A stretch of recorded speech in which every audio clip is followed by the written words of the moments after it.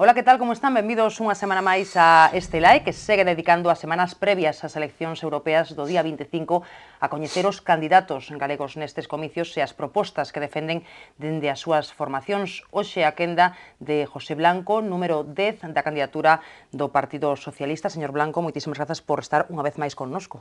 Gracias por divulgar as eleccións europeas nun momento que hai apatía e lle temos que decir aos cidadáns que Europa decide cada vez máis sobre das súas vidas e é importante que lle presten atención a esta campaña electoral e é moito máis importante que participen o 25 de maio. Bueno, pois falaremos efectivamente do que se decide en Europa e tamén pois desa alta abstención que pronostican as enquisas. Vende comezar a campaña electoral, empezan uns días de axenda frenética para os candidatos. No seu caso, hai que dicir que esa axenda de tolos non é de onte, porque está volcadísimo, dende que se soubo que ia ser candidato nestes comicios, non? De feito, bueno, ten xa falado con moitísima xente nestas semanas, non? Bueno, eu sempre digo que eu o único que sei facer na vida é traballar, non? E cando asumo un compromiso e unha responsabilidade, trato de cumprir con ela. Por iso eu lle digo sempre a Galicia: eu non vou a xubilarme ao Parlamento Europeo, como din algúns, eu vou a traballar.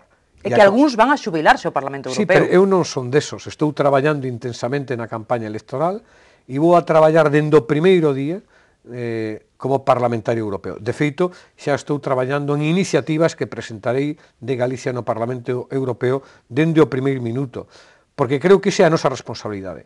E tamén a nosa responsabilidade de ir rendindo contas periódicamente, tamén o vou a facer. É dicir, creo que hai que establecer o criterio da rendición de contas para que a xente sepa o que facemos, a que nos dedicamos, cales son as nosas prioridades e por eso estou tan volcado nesta campaña electoral, para adquirir compromisos coa xente. Acabo de estar con investigadores, esta mañán me decían da súa preocupación polo recorte no I+D+I, que iso trunca expectativas do futuro, de crecemento. Onte falaba con mexilloneiros que están moi preocupados porque o sector do mexillón pode competir en desigualdade de condicións co mexillón que importamos de fora porque non leva o lugar de orixe etiquetado por unha decisión da Unión Europea. Me comprometín a traballar no Parlamento Europeo para que no etiquetado pois leve o nome de onde é orixinal o mexillón. Quero decir, son dous exemplos das últimas 24 horas que non solamente estou a facer campaña electoral, sino que estou a adquirir compromisos do traballo que podo e debo facer no Parlamento Europeo. Moitos políticos fuxen deste tipo de actos, deste traballo tan intenso en campaña. Vostede véselle cómodo, realmente? Bueno, porque eu creo que obriga, non? Obriga ter cercanía coa xente, falar coa xente, comprometerse e tamén contrastar pareceres. Por iso lle pedín ao candidato do Partido Popular un debate. Eu aceptei o debate que propuxo esta cadea de televisión, porque me parece que as dúas forzas políticas que poden gobernar Europa deben remarcar cal é o seu proxecto, o seu compromiso, cales son as diferencias. A cidadanía debe coñecer ese contrasto de pareceres. Non é un dereito que nos asista aos cidadáns, é un dereito que lle asisten aos cidadáns.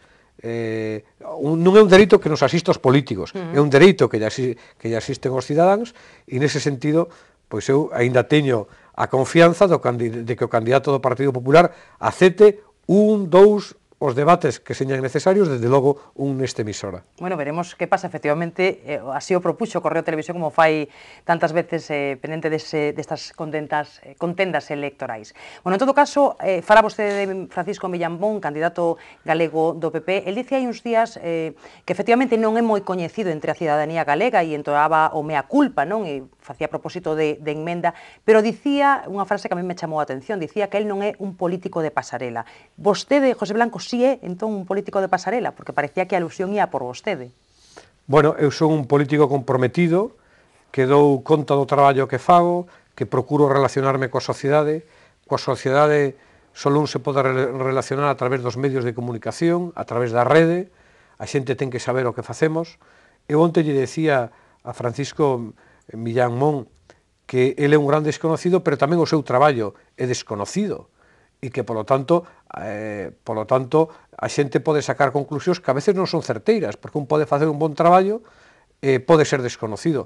Por iso eu creo que iso foi unha expresión para sair do paso, pero en todo caso el ademais dixo que quería facer propósito da emenda, co cual el mismo está admitindo que foi un erro non dar a coñecer o traballo que fixo durante estes anos no Parlamento Europeo. Bueno, el e tantos eurodeputados, non? É unha tarefa pendente da maior parte dos representantes que temos alá no Parlamento Europeo. Bueno, pero é verdad que é unha tarefa pendente, pero tamén donde xogan un papel importante os medios de comunicación que a veces lle prestan pouca atención ao que se debate e se decide en Europa, cando Europa decide moitísimas cousas que xa nos afectan a nosa vida cotidiana.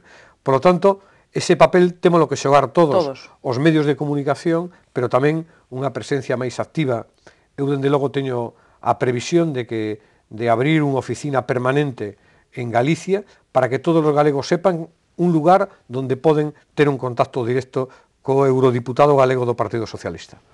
Señor Blanco, di vostede que hai que acabar ca austeridade extrema da Unión Europea, que hai que impulsar un cambio de rumbo. Non parece que os socialdemócratas que o quixeron intentar, caso de Hollande, por exemplo, en Francia, tivera moito marxe de manobra, non? Parece que non había máis camiño que os recortes e as reformas. No, pero Hollande non foi capaz de facer o que desexaba, do mesmo xeito que non foi capaz de facer o que desexaba Rodríguez Zapatero, porque os que aplican a venciña na Unión Europea diseñaron unha folla de ruta para cumplir con os obxectivos de déficit e de austeridade que, aínda que non compartas, como é unha decisión europea, tes que cumplir con eses obxectivos. Por tanto, o problema non é de Hollande, non é de Rodríguez Zapatero, o problema é dos doutores da austeridade que están aplicando unha menciña que, ademais, estáse vendo que non dá resultados. Os países do norte lles vai ben, pero os países do sur lles vai mal. Europa está perdendo ese concepto de solidaridade que ten que cambiar, porque se non cambia, o que hai unha Europa de dúas velocidades, unha Europa máis desigual, unha Europa menos solidaria, e onde a cohesión social se está a perder. Desde que ya Delors abandonou a Unión Europea, que foi o último presidente socialista europeo, pois a verdade é que se avanzou pouco na construción da Europa social, nos avances dunha Europa donde teñamos elementos de política económica e de política fiscal máis común. Non podemos olvidar que, por exemplo, cando se fala de que todos son iguales, ya Delors foi o que impulsou a Acta Única, foi o que impulsou a Carta Social Europea, foi o que impulsou o programa Erasmus, do que tanto se está falando e que tantos xóvenes se ven beneficiados, por poñer algún exemplo. Por tanto, é posible unha política distinta en Europa que cambie os criterios de austeridade por unha política de impulso ao crecemento, de máis inversión, por unha política donde o pilar social seña fundamental, a cohesión social, o estado do benestar e, dende logo, impulsando políticas que son de necesidade.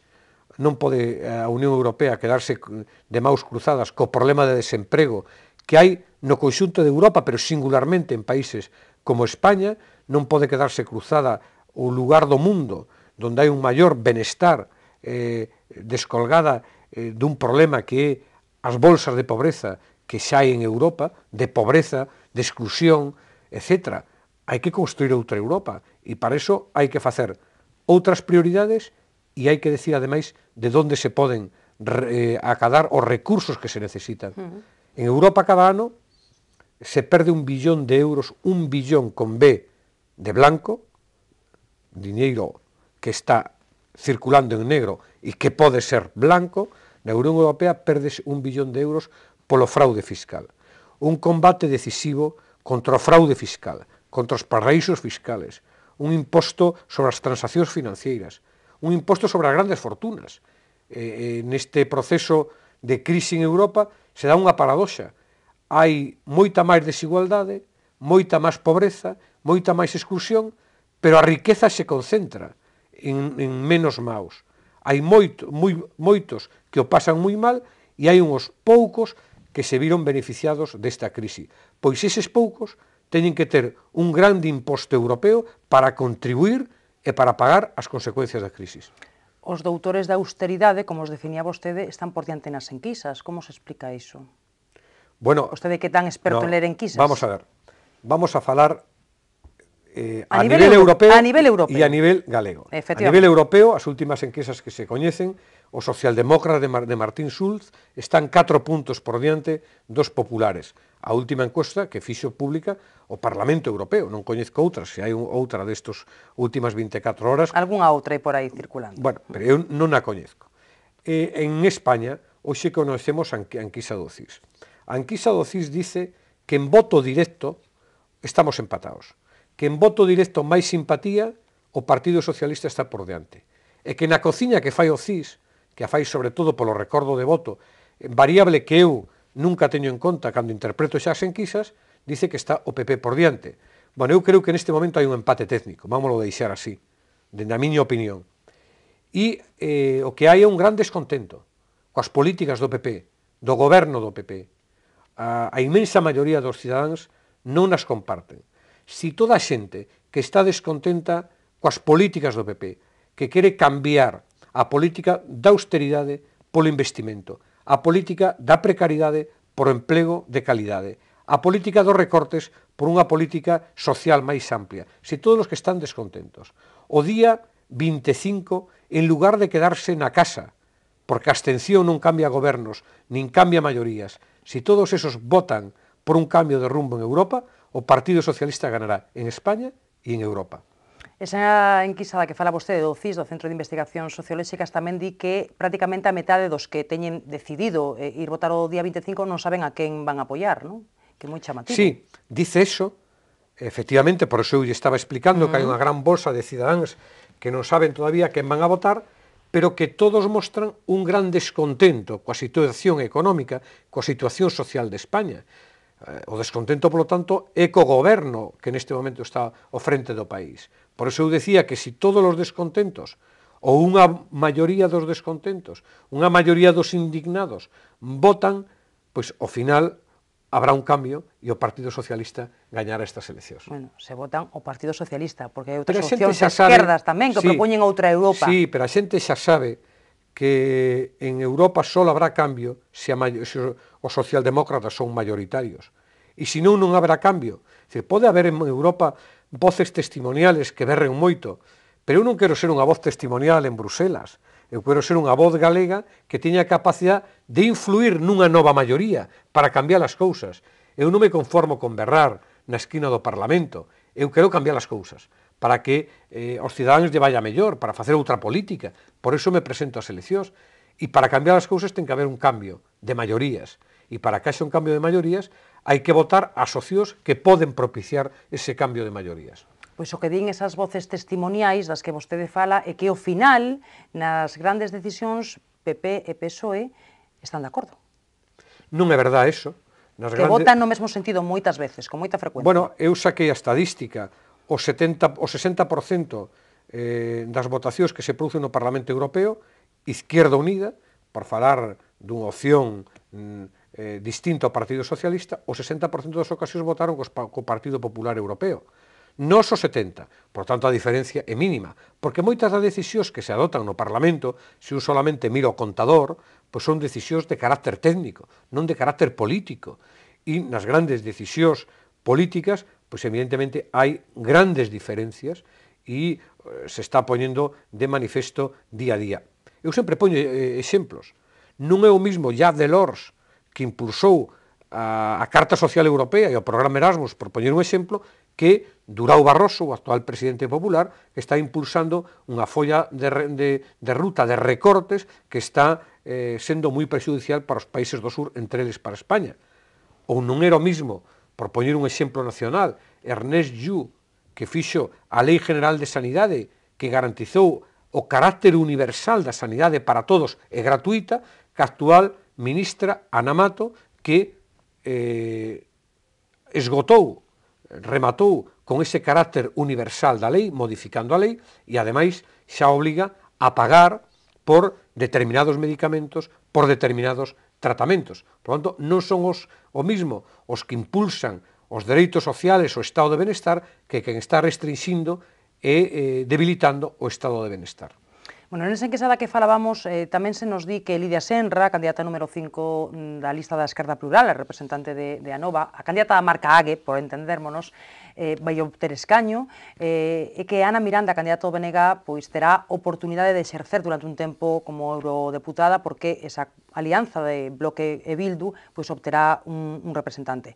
Supoño que isto non lle parece mal, que decir, cantos máis galegos haxa ali, mellor, non? A min non me parece mal. Nada que salga da voluntade popular, da voluntade dos cidadáns que a expresen nas urnas. En todo caso, está por ver todavía, hai que esperar o resultado, porque é verdad que a coalición Bildu-BNG está no fío da navalla, pode ter ou non pode ter, e Lidia Serra é a última da lista que pode ou non pode salir. Por tanto, hai que esperar os resultados.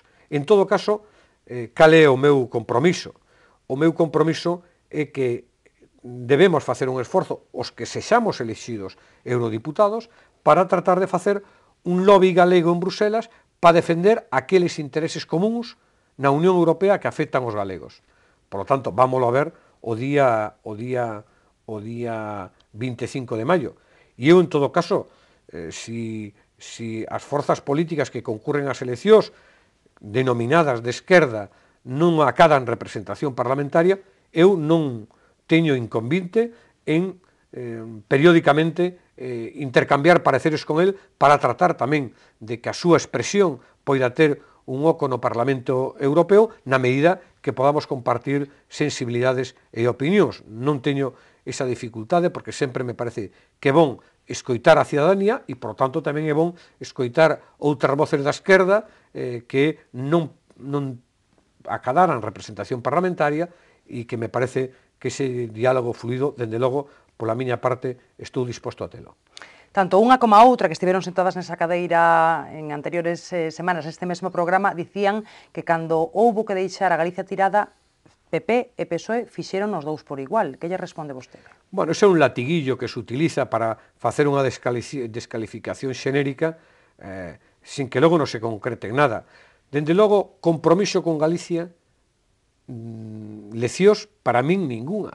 Eu, cando tuve a oportunidade de traballar por este país, como ministro de Fomento do Goberno de España, dei un exemplo de que se podían facer cousas por este país, en materia de aeroportos, en materia de portos, porto exterior de Ferrol, accesos, porto exterior de A Coruña, incremento de financiación, aeroporto de Vigo, aeroporto da Coruña, aeroporto de Santiago, autovías, alta velocidade, salvamento marítimo, é dicir, unha mostra de compromiso con este país. A min, cando me preguntan, que decisión tomou vostede en relación con Galicia?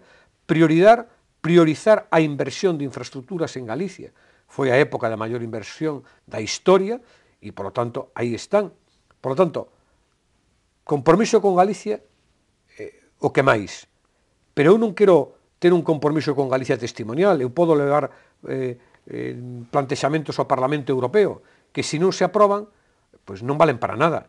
Eu o que quero é ser unha voz galega, decío ao inicio desta entrevista, que poida decidir nunha nova maioría e influir do Parlamento Europeo para que ese interés de Galicia se concrete nalgo positivo e non quede en algo testimonial entre os 4 muros do Parlamento Europeo. Bueno, insiste vostede nese compromiso que ten con Galicia e que con ese compromiso acode ao Parlamento Europeo. Que é o prioritario máis urxente como eurodeputado galego que lle gustaría facer unha vez obteña escano, que o vai obter? Bueno, para min o máis urxente, como galego e como español, é dar unha resposta europea ao drama do desemprego. É a primeira preocupación. En un país como Galicia, onde hai 300.000 parados, récord histórico, un 50% de desempreo xuvenil, récord histórico, 130.000 mozos que tuveron que emigrar de Galicia nos últimos 5 anos, moita xente que está no desemprego pero que non ten protección social, xa non ten cobertura de desemprego, o primeiro problema é ese. Por tanto, impulsar todas e cantas iniciativas políticas teñan como resultado que se xenera actividade económica e empleo.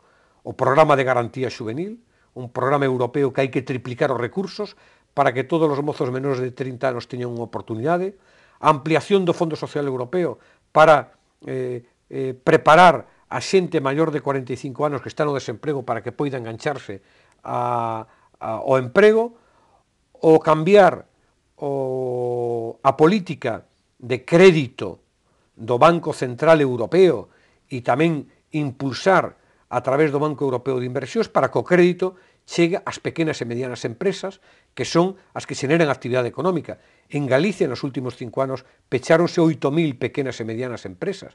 Solo se xenera actividade económica si se apoia as PEMES, e unha forma de apoiar as PEMES é que poidan ter crédito para que os emprendedores, a xente que ten iniciativas, a xente que quere facer algo neste país, teña a súa oportunidade. Cambiar o rumbo da política industrial europea para elevar o peso industrial no seno da Unión Europea, que está neste momento no 15% do Produto Interior Bruto. Temos un obxectivo de acadar o 20%. Estamos en termos similares en Galicia. Unha política de reactivación económica a través dun plan de impulso en inversións en infraestructuras de transporte, de enerxía, que engadan valor engadido. Neste sentido, é moi prioritario en Galicia desenrolar o corredor atlántico de mercancías, o corredor atlántico ferroviario, que está nas redes prioritarias que se aprobaron no meu mandato como ministro de Fomento. Significa que hai que conectar os nosos portos a rede ferroviaria para que a mercancía que entre polos portos galegos, moita dela procedente de América, unha vez que se ampliou o canal de Panamá, poida ter en Galicia a porta de entrada en Europa a través do transporte ferroviario de mercancías. E logo non se pode olvidar dos sectores primarios deste país. Unha política agraria distinta. Seguro que me ven moitos labregos e labregas, me van a entender moi ben. A política agraria común, a PAC, non é unha boa PAC para Galicia. Hai que cambiar os criterios de reparto das axudas. Non pode un agricultor gandeiro que se dedica á ganadería, que vive da ganadería, que xenera empleo e actividade económica na ganadería, ter menos axudas que unha persoa que, aínda que teña moitas hectáreas, non se dedica a traballar no campo. Iso pasa. Por lo tanto, hai que cambiar os criterios de reparto da PAC para beneficiar a agricultura e a gandeiría de Galicia. Hai que ter un ollo presente na política pesqueira, hai que traballar para que o sector naval, o sector da automoción, pois poida seguir empuxando. Agora vaise levantar precisamente o veto á construción civil en Navantia. Bueno, temos, por tanto, grandes retos como país, e o que temos é que estar traballando de forma continua para dar resposta a esos retos. Pedíalle prioridades, e son moitas prioridades, moito traballo por facer ali. No, pero a miña prioridade esencial é xenerar condicións europeas para facer drama o primeiro problema que ten Galicia, que ten España, que é o problema do desemprego. E que se xoga o Partido Socialista nestas eleccións? Se non teñen o resultado que esperan, de quen será a responsabilidade, cal será a razón? Bueno, o que se xoga o Partido Socialista, en primeiro lugar, é que en Europa existe unha maioría distinta para cambiar o rumbo de Europa, para cambiar as políticas europeas, porque esta é a nosa prioridade como socialistas. Podemos ter o mellor resultado do mundo en Galicia e en España e perder os socialistas europeos. De pouco nos sirve. É un resultado de consolación. Consólanos os socialistas españoles, pero non podemos cambiar as políticas en Europa, que é do que se trata, que é o que está asfixiando, desde o noso punto de vista, aos cidadáns. Por lo tanto, o primeiro obxectivo é contribuir a cambiar o rumbo de Europa, as maiorías europeas. E o segundo obxectivo é gañar estas eleccións a nivel de España. E para iso estamos poñendo toda a carne no asador. Gañar. Que non gañamos? Será que todavía non fixemos as cousas suficientemente ben para ser merecedores da confianza dos cidadáns. A min preocuparíame que ganara o Partido Popular, porque se ganara o Partido Popular podería entenderse que os cidadáns están avalando unha política de austeridade, de recortes, e iso lle daría pé para que seguira aplicando o mesmo. Onte mismo a Comisión Europea dixolle a España que tiña que seguir axustando e que tiña que facer recortes. Hai que decirlle basta xa. E a forma de decirlle basta xa é co único instrumento que temos, por certo, que é un instrumento donde todos somos iguales. O voto de calquer galego vale igual que o voto de Merkel, que o voto de Rajoy, que o voto de Feijóo. E é o único instrumento que temos para cambiar as políticas. E se non as cambiamos co noso voto, o Partido Popular entenderá que a xente está de acordo co rumbo e coa política que se está facendo en España neste momento. Tamén se pode interpretar que non é que a xente avale esas políticas, senón que mellor non nos convencen os socialistas, non? Tamén outra interpretación. Tamén pode haber esa interpretación, pero normalmente cando hai un goberno que está aplicando unha política, bueno, pois se entende que se a cidadanía sigue ratificando esa política, que ademais en moitos casos, na maioría dos casos, emana de decisións europeas, pois é que está conforme. En clave galega, estrictamente galega, Ague foi a sorpresa das pasadas eleccións autonómicas e durante un tempo especulouse que a posibilidade de que puidera haber nos seguintes comicios un sorpaso, un adiantamento ao PSDG, non? Vostede cree que eso está completamente descartado? Cree que se desinflou ese efecto Ague que tan bons resultados obtivo nas autonómicas? Como ve? Bueno, a xuzgar polas últimas enquisas, non? En Galicia houve dúas enquisas recentemente, nun periódico galego, fai un mes decía que Ague estaba empatado co Partido Socialista e fai unha semana decía que o Partido Socialista está 20 puntos por diante de Ague. Por lo tanto, eu teño que remitirme a eso. Eu vou a traballar para que non señan 20 puntos, para que señan máis e para ter ese respaldo máis amplio para facer precisamente, reitero, creo que xa por enésima vez, ese cambio de políticas que tanto necesitamos e que só se pode facer dende unha nova maioría en Europa. Bueno, teríamos máis cuestións das que falar, pero teño que ir rematando a entrevista e teño que preguntarlle, porque estamos en Compostela e estamos ca noticia da semana, teño que preguntarlle por ela tamén, se mo permite, que non ten nada que ver cos comicios, pero é un tema no que me gustaría tamén recabar a súa opinión, a situación no Concello de Santiago con 7 dis que se van sentar na bancada dos acusados o día 19, acusados de prevaricación, e que non dimiten. Non sei cal é a súa opinión ao respecto, como ve vostede? Bueno, eu non teño ningunha opinión. O Partido Popular saberá o que ten que facer. Dende logo, se foran ediles do Partido Socialista, terían que ter dimitido, porque o Partido Socialista ten unha norma, que cando se pasa da fase de investigación á fase de procesamento, os seus responsables políticos teñen que dimitir. Acaba de dimitir un alcalde por unha multa de 300 euros no Concello de Pedrafita, pero o partido exixiulle que, de acordo coa súa norma, presentara a dimisión.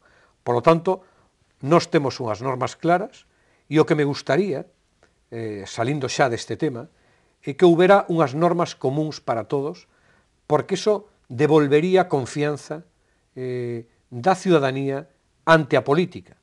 En que momento de un procedimento aberto hai que asumir a responsabilidade política. O Partido Socialista o ten claro, e cando se pasa da fase de investigación, xa cando hai elementos moitos máis fundados, a fase de procesamento. O Partido Popular parece que non o ten así de claro, a xuzgar por o que dixo o presidente da Xunta de Galicia e mesmo polo que dixeron os concellais e o alcalde de Santiago. En todo caso, sería bo, efectivamente, fichar uns criterios comuns, pero os posicionamentos das distintas formacións están totalmente alonxados, non? Entre o BNG, que tampouco se produce unha imputación, pide a dimisión, ata o Partido Popular, non? Que, pois, neste caso, vai haber un xuízo oral e non hai dimisión, non? Quer dizer, é complicado que se cheguen a acordar uns criterios comuns. Eu creo que neste tema sería necesario criterios comuns, para non utilizar estos temas e nadie está libre de pecado como elemento arroxadizo dunhas formacións políticas contra outras formacións políticas. Bueno, pois quédame cuestións polas que preguntarlle, pero non teño tempo, así que desexolle moita sorte nesta carreira electoral, sei que ten por aquí a plana maior do partido e que ten moita actividade, nada, pois moitísima sorte o día 25, vamos, o día que hai que acudir efectivamente ás urnas. Moitas grazas. E cando sexa eurodeputado, veña tamén por aquí a contarnos como vai ese traballo. Cantas veces seña chamado. Bueno, pois será, por suposto, convidado como tantas outras veces. Moitísimas gracias por acompañarnos hoxe. Deixamos aquí o Estela e volvemos dentro de 7 días. Conversaremos co candidato do Partido Popular, Francisco Millamóns, a eses comicios do día 25. E entón, moitísimas grazas por estaren aí.